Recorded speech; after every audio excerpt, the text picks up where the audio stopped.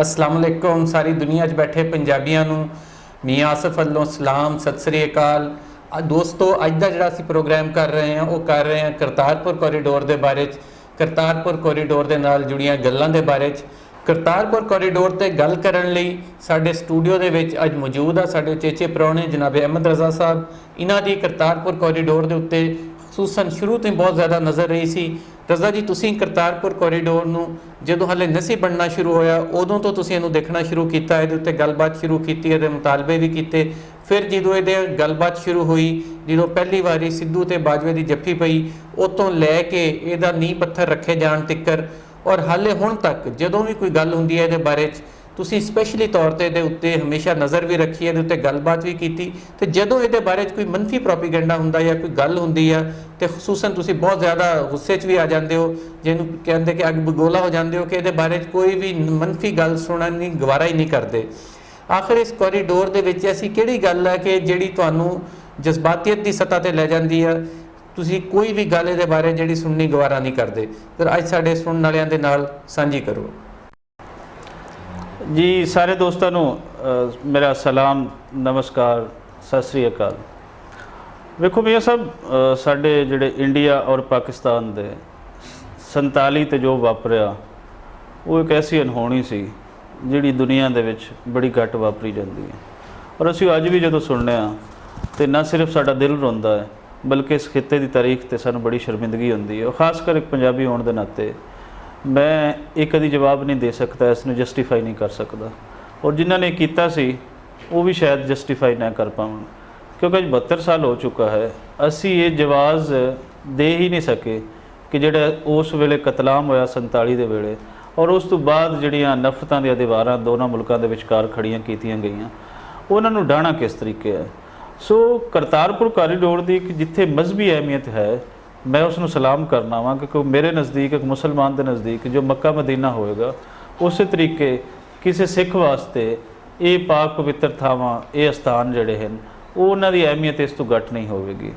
लेकिन दूसरे एंड ते मेरे लिए ये अहम इसलिए भी है कि ये दोनों मुल्कों के विचकार और खासकर सिख कम्यूनिटी जिहड़ी है अगर इन मजहबां की बुनियाद पर भी असीं लैके आईए तो ये एक वो रस्ता है जिहदे ते सारे इकट्ठे हो सकते हैं और ये वो रोशनी है जिंदे ते जिन्हों वेख के सानू चला सकती है कि अमन किहड़ी थां ते है, अमन का रस्ता की है। सो ये एक शुरुआत है। अगर ये नहीं हो पाता, ये नहीं हो सकता सी जिस ते असीं बहुत ज़्यादा जोर देंदे रहे हैं। बाकी मीडिया का भी असीं शुक्रगुजार हैं कि इस ते जोर देंदा रही है। तो ये फिर तुहाडे कोल कोई अगे वधण वास्ते कोई चीज़ नहीं होंदी। हुण साडे कोल जिस तरह तुसीं कह सकते हो कि कश्मीर है, कश्मीर दोनों मुल्कों को लड़ा सकता है, दोनों मुल्क उन्हें लड़ सक कश्मीर के नाम पर दोनों मुल्क लड़ सकते हैं, लेकिन वो प्यार की गल मिल बह के नहीं कर सकते। कश्मीर भी उतना ही अहम है, वह सलूशन भी, क्योंकि उत्थे भी वो लोगों का देश है, वह भी सानू मसले का हल करना चाहिए। लेकिन ये वो मसला है, ये वो एक रस्ता है जिहड़ा एक नवे सिरे तो टुरन की मिल के बैठण का वो सानू मौका देगा। सो यह है दी इंपॉर्टेंस जिस वजह तो मैं इस पर बहुत ज़्यादा जोर देना। जी बिल्कुल रज़ा साहब, तुसीं बड़ी वधिया गल कीती और इहदे बारे दस्सिया भी कि क्यों इहदी अहमियत आ, कद लई इहनूं इहदे लई तुसीं भी लड़दे पए हो, सारे पंजाबी भी लड़दे और इहनूं सुनना चाहता हर कोई और इहदे लई हर कोई जज्बाती हो जाता। पर दूजे पासे वो लोग जिहड़े इस कोरीडोर के मुखालफ आ या दिलों बुगज़ रखते आ या मजबूर हो गए, ज़बरदस्ती हालात ने उन्होंने मजबूर कर दिता इहदे विच शामिल होने लई या इहनूं अगे वधाउण लई। मेरा इशारा तुसीं समझ रहे हो उस पार्टी वाल भी है जिहड़ी साडे नाल दे मुल्क दे विच इस टाइम हुकूमत च भी आ, उन्हां लोकां दा इहदे बारे च जो भी नज़रिया तुसीं भी जाणदे हो जिद्दां मजबूर होए, पर तुसीं उन्हां नूं भी नाल लैके चलना चाहते हो। ये किवें हो सकदा कि एक पासे बुक्कल दे विच एक दे विच रांझा ते एक दे विच खेड़े होण? ये मैनूं इहदी समझ नहीं आती। इहदी थोड़ी जी वजाहत करो कि आखिर तुसीं की ऐसी गल है कि जिहड़ी तुसीं चाहते हो कि हर किसी नूं इहदे नाल जोड़ के रखना चाहते हो, नाल चलाना चाहते हो, भावें वो दिलों बजानों चले, भावें वो मजबूर होकर चले, भावें वो उत्तों ज़ाहरी तौर पर रख रखाव दिखाने लई चले। ये बारे ज़रा थोड़ा जिहा दसो। वेखो मियां साहब, इंडिया और पाकिस्तान के मेन स्टेक होल्डर कौन हैं? जदों असीं इत्थे अमन की गल करांगे तो दो मुल्क ही बनणगे, पाकिस्तान और इंडिया बनणगे। दूसरे नंबर पर जदों असीं ये कहांगे मजहबी बुनियादां ते असीं आवांगे ਤੇ ਮਜ਼ਹਬੀ ਬੁਨਿਆਦਾਂ ਤੇ ਵੀ ਅਸੀਂ ਸਿਰਫ ਸਿੱਖ ਔਰ ਮੁਸਲਮਾਨ ਤੇ ਇੱਥੇ ਨਹੀਂ ਹੈ, ਇੱਥੇ ਤੇ ਮੈਜੋਰਿਟੀ ਤੁਹਾਡਾ ਹਿੰਦੂ ਬੈਠਾ ਹੈ। ਅਗਰ ਅਸੀਂ ਲਵੀਏ ਉਤਨਾ ਸਿੱਖ ਔਰ ਮੁਸਲਮਾਨ ਮਿਲਾ ਕੇ ਨਹੀਂ ਹੁੰਦਾ ਜਿਤਨਾ ਇੱਥੇ ਹਿੰਦੂ ਅਕਸਰੀਅਤ ਦੇ ਵਿੱਚ ਹੈ।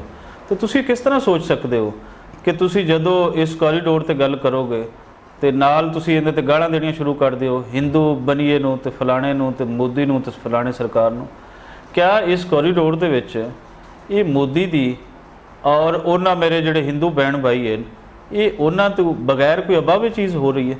ਅਬਵ ਤੇ ਨਹੀਂ ਇਹ ਚੀਜ਼ ਹੋ ਰਹੀ ਨਾ, ਜ਼ਹਿਰੀ ਗੱਲ ਉਹ ਵੀ ਇਹਨਾਂ ਦੇ ਨਾਲ ਹਨ। ਉਹ ਇੱਕ ਪੂਰੀ ਜਿਹੜੀ ਮਮਲਕਤ ਹੈ, ਇੰਡੀਆ ਹੈ, ਉਹਨੂੰ ਕੋਈ ਤਸਲੀਮ ਜਿਸ ਤਰ੍ਹਾਂ ਮਰਜ਼ੀ ਕਰੇ, ਲੇਕਿਨ ਇੱਕ ਮੁਲਕ ਹੈ, ਇੱਕ ਡੈਮੋਕ੍ਰੇਟਿਕ ਉੱਥੇ ਹਕੂਮਤ ਹੈ, ਇੱਕ ਡੈਮੋਕ੍ਰੇਟਿਕ ਪ੍ਰੋਸੈਸ ਦੇ ਤਹਿਤ ਉੱਥੇ ਹਕੂਮਤ ਬਣਦੀਆਂ ਹਨ। ਸੋ ਸਾਨੂੰ ਉਹਨਾਂ ਦੀ ਲੁਕਾਈ ਦਾ ਉਹਦਾ ehtiram ਵੀ ਉਤਨਾ ਹੀ ਕਰਨਾ ਪਏਗਾ। ਔਰ ਕਰਤਾਰਪੁਰ ਕੋਰੀਡੋਰ ਠੀਕ ਹੈ, ਸਿੱਖਾਂ ਦਾ ਇੱਕ ਮਜ਼ਹਬੀ ਮਕਾਮ ਹੈ, ਪੰਜਾਬੀਆਂ ਦਾ ਇੱਕ ਪੰਜਾਬੀ ਤੁਸੀਂ ਕਹਿ ਲਓ ਕਿ ਉਹਨਾਂ ਨੂੰ ਆਪਸ ਦੇ ਵਿੱਚ ਜੋੜਨ ਦਾ ਉਹ ਨੇੜੇ ਲਿਆਉਣ ਦਾ ਹੈ। ਤੇ ਤੁਸੀਂ ਹਿੰਦੂ ਨੂੰ ਫਿਰ ਕਿਸ ਤਰ੍ਹਾਂ ਕੱਢ ਸਕਦੇ ਹੋ? ਅਗਰ ਅਸੀਂ ਇਸੇ ਪੰਜਾਬੀ ਕੌਮੀਅਤ ਦੇ ਬੁਨਿਆਦ ਤੇ ਆਈਏ ਤੇ ਕਿਆ ਪੰਜਾਬੀ ਕੌਮੀਅਤ ਸਿਰਫ ਹਿੰਦੂ ਪੰਜਾਬੀ ਕੌਮੀਅਤ ਸਿਰਫ ਸਿੱਖ ਔਰ ਮੁਸਲਮਾਨ ਹੀ ਹਨ? ਨਹੀਂ, ਇਹ ਸਾਡੀ ਬੜੀ ਵੱਡੀ ਭੁੱਲ ਹੈ। ਸਾਡੇ ਤੋਂ ਵੱਧ ਕੇ ਪੰਜਾਬੀ ਕੌਮੀਅਤ ਦਾ ਜਿਹੜਾ ਸਾਨੂੰ ਤਸ਼ੱਖੁਸ ਦੇਣਾ ਪੈਣਾ ਜਾਂ ਦੱਸਣਾ ਪੈਣਾ ਉਹ ਹਿੰਦੂ ਵੀ ਹੈ। ਇਹੀ ਏਰੀਆ ਜਿੱਥੇ ਕੋਰੀਡੋਰ ਬਣ ਰਿਹਾ ਹੈ, ਇੱਥੋਂ ਦਾ ਹੀ ਇੱਕ ਪੰਜਾਬੀ ਦਾ ਵੱਡਾ ਸ਼ਹਿਰ ਹੈ, ਜਿਹਨੂੰ ਅਗਰ ਅਸੀਂ ਪੰਜਾਬੀ ਸ਼ਹਿਰੀ ਦੇ ਵਿੱਚੋਂ ਕੱਢ ਦਈਏ ਤੇ ਬਾਕੀ ਸਾਰਾ ਕੁਝ ਫਿੱਕਾ ਫਿੱਕਾ ਲੱਗੇਗਾ। ਸ਼ਿਵ ਕੁਮਾਰ ਬਟਾਲਵੀ ਉਹ ਕੌਣ ਹੈ? ਉਹ ਤੇ ਹਿੰਦੂ ਹੈ। ਸੋ ਸਿਰਫ ਸਾਨੂੰ ਜਿਹੜੀਆਂ ਚੀਜ਼ਾਂ ਦੀ ਬੁਨਿਆਦ ਤੇ ਅਸੀਂ ਇੱਕ ਚੀਜ਼ ਖਤਮ ਕਰਨ ਚੱਲੇ ਹਾਂ ਕਿ ਆਪਸੀ ਭਾਈਚਾਰੇ ਦੀ ਬੁਨਿਆਦ ਇੱਥੇ ਸਾਨੂੰ ਰੱਖਣੀ ਚਾਹੀਦੀ ਹੈ, ਅਸੀਂ ਉਸ ਬੁਨਿਆਦ ਦੇ ਵਿੱਚੋਂ ਇੱਕ ਤੀਸਰਾ ਰਸਤਾ ਫਿਰ ਨਫ਼ਰਤ ਅਸੀਂ ਕੱਢ ਲੈਂਦੇ, ਅਸੀਂ ਫਿਰ ਹਿੰਦੂ ਨੂੰ ਗਾਲਾਂ ਦਿੰਦੇ, ਅਸੀਂ ਫਿਰ ਮੋਦੀ ਨੂੰ ਗਾਲਾਂ ਦਿੰਦੇ।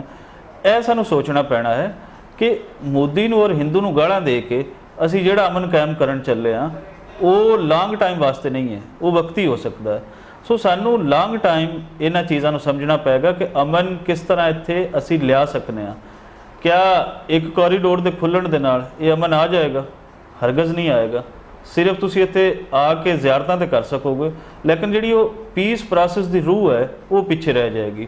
ਅਮਨ ਉਦੋਂ ਆਏਗਾ ਜਦੋਂ ਤੁਸੀਂ ਇੱਥੇ ਇੱਕ ਬੰਦਾ ਬੈਠਾ ਹੋਇਆ ਉਹ ਇਹ ਚਾਹੇਗਾ ਕਿ ਮੈਂ ਅਜਮੇਰ ਸ਼ਰੀਫ ਜਾਣਾ ਚਾਹੁੰਦਾ, ਤਾਂ ਉਹਦੇ ਵਾਸਤੇ ਕੋਈ ਮੁਸ਼ਕਲ ਨਾ ਹੋਵੇ।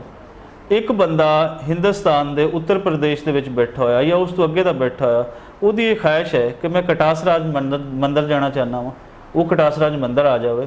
ਜਾਂ ਕਿਆ ਸਾਨੂੰ ਅਸੀਂ ਗੁਰਦੁਆਰਿਆਂ ਦੀ ਬੇਸ ਤੇ ਹੀ ਸਾਰਾ ਅਮਨ ਕਾਇਮ ਕਰਨਾ ਹੈ? ਕੱਲਾ ਗੁਰਦੁਆਰਾ ਤਾਂ ਕੁਛ ਨਹੀਂ ਹੈ ਨਾ, ਤੁਸੀਂ ਮਸਜਿਦ ਮੰਦਰ ਦੀ ਹਸੀਅਤ ਨੂੰ ਤਾਂ ਪਿੱਛੇ ਫਿਰ ਨਿਗੇਟ ਕਿਸ ਤਰ੍ਹਾਂ ਕਰ ਸਕਦੇ ਹੋ? ਅਗਰ ਤੁਸੀਂ ਨਿਗੇਟ ਕਰੋਗੇ ਤੇ ਫਿਰ ਤੁਸੀਂ ਇੱਕ ਮਜ਼ਹਬੀ ਜਿਹੜਾ ਹੈ, ਇੱਕ ਗਿਰੋਹ ਹੈ, ਤੁਸੀਂ ਸਿਰਫ ਉਹਦੀ ਇਜਾਰਾਦਾਰੀ ਕਾਇਮ ਕਰਨਾ ਚਾਹੁੰਦੇ ਹੋ ਇਸ ਖਿੱਤੇ ਦੇ ਵਿੱਚ, ਤੁਸੀਂ ਮਜ਼ਹਬੀ ਹਮਦਰਦੀ ਨਹੀਂ ਪੈਦਾ ਕਰਨਾ ਚਾਹੁੰਦੇ ਹੋ। ਸੋ ਜਿੱਥੇ ਸਿੱਖਾਂ ਵਾਸਤੇ ਉਹਨਾਂ ਦੇ ਮਜ਼ਹਬੀ ਸਥਾਨ ਖੋਲ੍ਹਣੇ ਜ਼ਰੂਰੀ ਹਨ, ਉੱਥੇ ਬਾਕੀ ਜਿਹੜੇ ਮੁਸਲਮਾਨ ਹਨ, ਜਿਹੜੇ ਹਿੰਦੂ ਹਨ, ਜਿਹੜੇ ਈਸਾਈ ਹਨ, ਉਹਨਾਂ ਦੇ ਸਥਾਨ ਨੂੰ ਵੀ ਇਤਨੀ ਹੀ ਇੰਪੋਰਟੈਂਸ ਦੇਣੀ ਪਏਗੀ। ਔਰ ਇਹਦੇ ਵਾਸਤੇ ਸਾਨੂੰ ਜਿੱਥੇ ਮੁਸਲਮਾਨ ਤੇ ਸਿੱਖ ਨੂੰ ਬੈਠਣਾ ਚਾਹੀਦਾ, ਉੱਥੇ ਮੁਸਲਮਾਨ ਤੇ ਹਿੰਦੂ ਨੂੰ ਵੀ ਬੈਠਣਾ ਪਵੇਗਾ, ਉੱਥੇ ਹਿੰਦੂ ਤੇ ਈਸਾਈ ਨੂੰ ਵੀ ਬੈਠਣਾ ਪਵੇਗਾ। ਫਿਰ ਤੁਹਾਡਾ ਇੱਥੇ ਅਮਨ ਕਾਇਮ ਹੋ ਸਕਦਾ ਹੈ। ਅਦਰਵਾਈਜ਼ ਇਹ ਕੋਈ ਹੋਰ ਚਾਲ ਤੇ ਹੋ ਸਕਦੀ ਹੈ ਜਿਹੜੀ ਮੈਂ ਕਹਿਣਾ ਨਹੀਂ ਚਾਹੁੰਦਾ। ਤੁਹਾਡੇ ਅਮਨ ਵਾਸਤੇ ਜੋ ਤੁਸੀਂ ਚਾਹੁੰਦੇ ਹੋ ਉਹ ਤੁਸੀਂ ਹਾਸਲ ਨਹੀਂ ਕਰ ਪਾਓਗੇ। ਬੜੀ ਸੋਹਣੀ ਗੱਲ ਕੀਤੀ ਰਜ਼ਾ ਜੀ ਤੁਸੀਂ, ਕਿਉਂਕਿ ਹਿੰਦੂ ਵੀ ਬਹੁਤ ਸਾਰੇ ਪੰਜਾਬੀ ਹੈ ਔਰ ਬਹੁਤ ਵੱਡੀ ਤਾਦਾਦ 'ਚ ਪੰਜਾਬੀ ਹੈ। ਜੇ ਸਭ ਤੋਂ ਜ਼ਿਆਦਾ ਮੁਸਲਮਾਨ ਪੰਜਾਬੀ ਹੈ, ਫਿਰ ਹਿੰਦੂ ਪੰਜਾਬੀ ਹੈ, ਫਿਰ ਸਿੱਖ ਪੰਜਾਬੀ ਆਉਂਦੇ ਆ। ਸੌਰੀ ਮੈਂ ਸਰ, ਮੈਂ ਇਹਦੇ 'ਚ ਇੱਕ ਚੀਜ਼ ਐਡ ਕਰਦਾ ਜਾਵਾਂ ਕਿ ਅਸੀਂ ਪੰਜਾਬੀ ਕੌਮੀਅਤ ਦਾ ਨਕਸ਼ਾ ਹੀ ਇਸ ਕਰਕੇ ਵਿਗਾੜਿਆ ਹੈ ਨਾ ਕਿ ਅਸੀਂ ਇਹਨੂੰ ਸਿਰਫ ਦੋ ਮਜ਼ਹਬਾਂ ਦੀ ਬੁਨਿਆਦ ਤੇ ਅਸੀਂ ਵੰਡ ਦਿੱਤਾ। ਔਰ ਦੋ ਮਜ਼ਹਬਾਂ ਤੋਂ ਵੀ ਅੱਗੇ ਹੁਣ ਸਾਡੇ ਕੁਝ ਤੇ ਉਹ ਤੇ ਇਹ ਅਸੀਂ ਬੁਨਿਆਦ ਫਰਾਹਮ ਕੀਤੀ ਤੇ ਉਹ ਕਹਿੰਦੇ ਨਾ ਕਿ ਜਿਹੜੀ ਪੰਜਾਬੀ ਹੈ ਉਹ ਸਿਰਫ ਸਿੱਖ ਹੁੰਦਾ, ਕਿਉਂਕਿ ਅਸੀਂ ਆਪਣੇ ਹੱਥੀਂ ਇਹ ਬੁਨਿਆਦਾਂ ਲਾਈਆਂ ਸੀ ਨਾ, ਜਿਹੜੇ ਮਜ਼ਹਬੀ ਬੁਨਿਆਦਾਂ ਤੇ ਕਿਸੇ ਕੌਮ ਨੂੰ ਵੰਡਿਆ ਸੀ।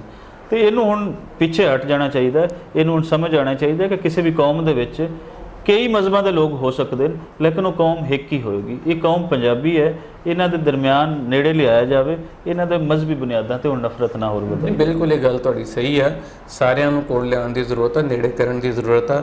ਔਰ ਕਰਤਾਰਪੁਰ ਰਾਹੀਂ ਜਿੱਦਾਂ ਸਾਡੇ ਸਿੱਖ ਭੈਣ ਭਰਾਵਾਂ ਲਈ ਖੁੱਲ੍ਹ ਰਿਹਾ ਰਸਤਾ, ਇੱਦਾਂ ਹੀ ਇੰਡੀਆ ਦੇ ਨਾਲ ਮੁਸਲਮਾਨਾਂ ਲਈ ਵੀ ਰਸਤੇ ਖੁੱਲ੍ਹਣ ਦੀ ਹੋਣੇ ਚਾਹੀਦੇ, ਉਹਦੇ ਲਈ ਵੀ ਸਾਨੂੰ ਕੋਸ਼ਿਸ਼ ਕਰਨੀ ਚਾਹੀਦੀ ਹੈ। ਜਿੱਦਾਂ ਹਿੰਦੂਆਂ ਦੇ ਲਈ ਕਟਾਸ ਰਾਜ ਤੇ ਦੂਜੇ ਸਾਧੂ ਬੇਲਾ ਤੇ ਹੋਰ ਕਈ ਥਾਂ ਜਿਹੜੇ ਖੋਲ੍ਹੇ ਜਾਣ ਦੀ ਕੋਸ਼ਿਸ਼ ਹੈ। ਤੇ ਅੱਛਾ, ਇਹ ਤੇ ਗੱਲ ਹੋ ਗਈ। ਇੱਕ ਹੋਰ ਗੱਲ ਤੁਹਾਡੇ ਨਾਲ ਮੈਂ ਕਰਨਾ ਚਾਹਾਂਗਾ ਕਿ ਇਹ ਜਿਹੜਾ ਕੋਰੀਡੋਰ ਆ, ਜਿਹੜਾ ਕਰਤਾਰਪੁਰ ਲਾਂਘਾ ਵਾ, ਇਹ ਤਾਂ ਮੁਸਤਕਬਲ ਨੂੰ ਤੁਸੀਂ ਕਿਵੇਂ ਦੇਖਦੇ ਹੋ? ਇਹਦਾ ਕੀ ਮੁਸਤਕਬਲ ਆ ਤੇ ਇਹਦੇ ਕੀ ਅਸਰਾਤ ਜਿਹੜੇ ਆ ਸਾਡੇ ਪੂਰੇ ਬਰੇ ਸਗੀਰ ਤੇ ਖਸੂਸਨ ਪੰਜਾਬ ਦੇ ਉੱਤੇ ਪੈਣਗੇ? ਮੀਆਂ ਸਾਹਿਬ, ਮੈਂ ਪਹਿਲੇ ਹੀ ਜਿਹੜੀ ਗੱਲ ਕਰ ਚੁੱਕਿਆ, ਮੈਂ ਉਸ ਨੂੰ ਥੋੜ੍ਹਾ ਜਿਹਾ ਰਿਪੀਟ ਕਰ ਦੇਣਾ ਕਿ ਇਹ ਇੱਕ ਇਲਾਮਤੀ ਤੌਰ 'ਤੇ ਦੀ ਬਹੁਤ ਜ਼ਿਆਦਾ ਇੰਪੋਰਟੈਂਸ ਹੈ। ਇਹ ਸਿਰਫ ਇੱਕ ਮਜ਼ਹਬੀ ਅਸਥਾਨ ਨਹੀਂ ਖੁੱਲ੍ਹਣ ਚੱਲਿਆ, ਇਲਾਮਤੀ ਤੌਰ 'ਤੇ ਦੋਨਾਂ ਮੁਲਕਾਂ ਦੇ ਵਿਚਕਾਰ, ਕਿਉਂਕਿ ਖੁੱਲ੍ਹੇਗਾ ਤਾਂ ਤੁਹਾਡਾ ਨੈਗੋਸ਼ੀਏਸ਼ਨ ਹੋਏਗੀ ਦੋਨੋਂ ਮੁਲਕਾਂ ਦੀ ਆਪਸ ਦੇ ਵਿੱਚ, ਇਹਦੇ ਨੁਮਾਇੰਦੇ ਇੱਕ ਦੂਸਰੇ ਨਾਲ ਮਿਲਣਗੇ, ਜਿਵੇਂ ਹੁਣ ਕਰਤਾਰਪੁਰ ਕੋਰੀਡੋਰ ਵਾਸਤੇ ਮਿਲ ਰਹੇ ਨੇ, ਇਹਦੇ ਵਾਸਤੇ ਤੈਅ ਕਰਨਗੇ ਕਿ ਕਿਤਨੇ ਲੋਕ ਆਣੇ ਨੇ, ਕਿਤਨੇ ਕਰਨੇ ਨੇ। ਹੁਣ ਉਹਨਾਂ ਦੇ ਦਰਮਿਆਨ ਹੀ ਤੁਸੀਂ ਜਦੋਂ ਮਿਲ ਕੇ ਬੈਠਦੇ ਹੋ ਨਾ, ਦੁਨੀਆ ਦੀ ਜਿਤਨੀਆਂ ਮਰਜ਼ੀ ਵੱਡੀਆਂ ਜੰਗਾਂ ਹੋ ਗਈਆਂ ਨਾ, ਉਹਨਾਂ ਜੰਗਾਂ ਦਾ ਇਖਤਤਾਮ ਜੰਗਾਂ ਨਹੀਂ ਹੁੰਦੀਆਂ, ਉਹਨਾਂ ਜੰਗਾਂ ਦਾ ਇਖਤਤਾਮ ਹਮੇਸ਼ਾ ਤੋਂ ਡਾਇਲੌਗ ਹੁੰਦਾ ਹੈ। ਸੋ ਜਦੋਂ ਤੱਕ ਇਹ ਡਾਇਲੌਗ ਪ੍ਰੋਸੈਸ ਨਹੀਂ ਸਟਾਰਟ ਹੋਇਆ ਇੰਡੀਆ ਔਰ ਪਾਕਿਸਤਾਨ ਦੇ ਦਰਮਿਆਨ, ਇਹਨਾਂ ਦੇ ਆਪਸੀ ਤਾਲੁਕਾਤ ਵਿਗੜਦੇ ਗਏ। ਮੈਂ ਇਸ ਨੂੰ ਦੋਨੋਂ ਮੁਲਕਾਂ ਦੇ ਆਪਸੀ ਜਿਹੜੇ ਤਾਲੁਕਾਤ ਹਨ, ਪੰਜਾਬੀ ਕੌਮੀਅਤ ਦਾ, ਸਿੱਖ ਭਰਾਵਾਂ ਦਾ, ਉਹ ਤਾਂ ਇੱਕ ਅਹਿਮੀਅਤ ਹੈ ਜੋ ਸਹੀ। ਮੈਂ ਨਾ ਇਸ ਖਿੱਤੇ ਵਾਸਤੇ ਮੈਂ ਇਸ ਨੂੰ ਇੱਕ ਬੜੀ ਵੱਡੀ ਇੱਕ ਬਲੈਸਿੰਗ ਸਮਝਦਾ ਵਾਂ ਕਿ ਇਹ ਇਸ ਤਰੀਕੇ ਮਿਲ ਕੇ ਬੈਠਣਗੇ ਔਰ ਆਉਣ ਵਾਲੇ ਵੇਲੇ ਦੇ ਵਿੱਚ ਇਹਨਾਂ ਦੋਨਾਂ ਮੁਲਕਾਂ ਦੀਆਂ ਆਪਸੀ ਜਿਹੜੀਆਂ ਨਫ਼ਰਤਾਂ ਹਨ ਉਹ ਘਟਣਗੀਆਂ। ਔਰ ਜਦੋਂ ਇਹ ਆਪਸੀ ਨਫ਼ਰਤਾਂ ਘਟਣਗੀਆਂ ਤੇ ਉਦੋਂ ਅਵਾਮੀ ਜਿਹੜੇ ਮਨਸੂਬੇ ਹਨ ਉਹਨਾਂ 'ਤੇ ਕੰਮ ਹੋਏਗਾ, ਅਵਾਮੀ ਖਾਹਿਸ਼ਾਤ ਨੂੰ ਸੁਣਿਆ ਜਾਏਗਾ ਕਿ ਆਵਾਮ ਕੀ ਚਾਹੁੰਦੀ ਹੈ। ਇਸ ਟਾਈਮ ਤਾਂ ਦੋਨੋਂ ਮੁਲਕਾਂ ਦਾ ਇੱਕ ਬਹੁਤ ਵੱਡਾ ਜਿਹੜਾ ਬਜਟ ਹੈ ਉਹ ਅਸਲੇ 'ਤੇ ਲੱਗ ਰਹੀ ਹੈ। ਇਸ ਟਾਈਮ ਤੁਸੀਂ ਦੇਖਦੇ ਹੋ ਕਿ ਹਰ ਸਾਲ ਜੋ ਬਾਰਡਰ 'ਤੇ ਜਿਹੜੀ ਕੰਡੀਸ਼ਨ ਹੁੰਦੀ ਹੈ ਕਿ ਜਿਵੇਂ ਦੁਨੀਆ ਦੇ ਸਭ ਤੋਂ ਵੱਡੇ ਦੁਸ਼ਮਣ ਇਹ ਮੁਲਕ ਦੋਨੋਂ ਹਨ ਔਰ ਇਹਨਾਂ ਦਾ ਜੰਗ ਤੋਂ ਬਗੈਰ ਕੋਈ ਚਾਰਾ ਹੀ ਨਹੀਂ ਹੈ, ਜੰਗ ਅੱਗ ਲੱਗੇਗੀ, ਕੱਲ੍ਹ ਲੱਗੇਗੀ।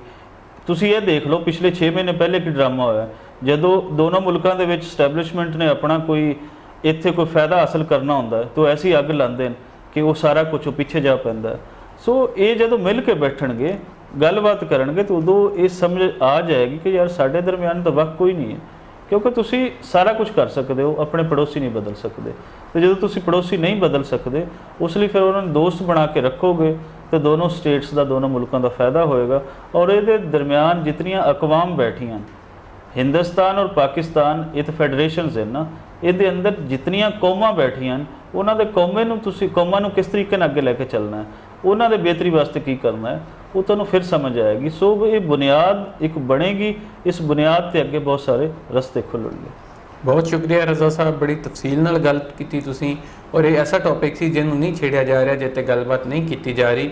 ਇੱਥੇ ਹੋਰ ਸਟੇਕ ਹੋਲਡਰਸ ਵੀ ਹੈਗੇ ਆ, ਹੋਰ ਲੋਕ ਵੀ ਇਹਦੇ ਨਾਲ ਜੁੜੇ ਹੋਏ ਹੈਗੇ ਆ, ਜਿਨ੍ਹਾਂ ਨੂੰ ਨਾਲ ਜੋੜਨ ਦੀ ਜ਼ਰੂਰਤ ਆ, ਜਿਨ੍ਹਾਂ ਨੂੰ ਨਾਲ ਚਲਾਉਣ ਦੀ ਜ਼ਰੂਰਤ ਆ। ਔਰ ਹਾਲੇ ਤੱਕ ਹਕੂਮਤ ਪਾਕਿਸਤਾਨ ਆ ਜਿਹੜੀ ਇਹਦੇ ਵਿੱਚ ਬੜੀ ਹੱਦ ਤੱਕ ਕਾਮਯਾਬ ਵੀ ਜਾ ਰਹੀ ਹੈ ਕਿ ਇਹਨਾਂ ਨੇ ਸਾਰਿਆਂ ਨੂੰ ਜੋੜ ਕੇ ਵੀ ਰੱਖਿਆ ਹੋਇਆ। ਜਦੋਂ ਨੀਂਹ ਪੱਥਰ ਰੱਖਿਆ ਗਿਆ ਕਰਤਾਰਪੁਰ ਲਾਂਘੇ ਦਾ, ਉਦੋਂ ਵੀ ਜਿਹੜੀ ਹਕੂਮਤੀ ਪਾਰਟੀ ਸੀ ਇੰਡੀਆ ਦੇ ਵਿੱਚ, ਉਹ ਵੀ ਤੇ ਆਪੋਜੀਸ਼ਨ ਪਾਰਟੀ, ਦੋਵਾਂ ਵੱਲੋਂ ਸੱਦੇ ਗਏ ਲੋਕ, ਤੇ ਸਾਰਿਆਂ ਦੇ ਨਾਲ ਇਹਦੇ ਉੱਤੇ ਗੱਲਬਾਤ ਕੀਤੀ ਜਾ ਰਹੀ ਹੈ ਔਰ ਕੋਸ਼ਿਸ਼ ਕੀਤੀ ਜਾ ਰਹੀ ਕਿ ਚੱਲ ਪਵੇ। ਹੁਣ ਸਾਨੂੰ ਉਮੀਦ ਆ ਕਿ ਜਲਦੀ, ਥੋੜ੍ਹੇ ਜਿਹੇ ਦਿਨ ਰਹਿ ਗਏ, ਬਾਕੀ 4 ਮਹੀਨੇ ਕੋਈ ਬਹੁਤਾ ਟਾਈਮ ਨਹੀਂ ਹੁੰਦਾ, ਬਹੁਤ ਸਾਰਾ ਕੰਮ ਹੋ ਚੁੱਕਿਆ, ਜਿਹੜਾ ਰਹਿ ਗਿਆ ਉਹ ਵੀ ਜਲਦੀ ਪੂਰਾ ਹੋ ਜਾਏਗਾ ਤੇ ਜਲਦੀ ਸਾਡੀਆਂ ਆਰਜ਼ੂਆਂ ਦੇ ਮੁਤਾਬਕ, ਸਾਡੇ ਸਾਰਿਆਂ ਦੀਆਂ ਖਾਹਿਸ਼ਾਂ ਦੇ ਮੁਤਾਬਕ ਇਹ ਕੋਰੀਡੋਰ ਪੂਰਾ ਵੀ ਹੋਏਗਾ ਤੇ ਅੱਗੇ ਵੀ ਵਧੇਗਾ। ਹੁਣ ਮੈਨੂੰ ਇਜਾਜ਼ਤ ਦਿਓ, ਫਿਰ ਮੁਲਾਕਾਤ ਹੋਏਗੀ। ਰੱਬ ਰਾਖਾ।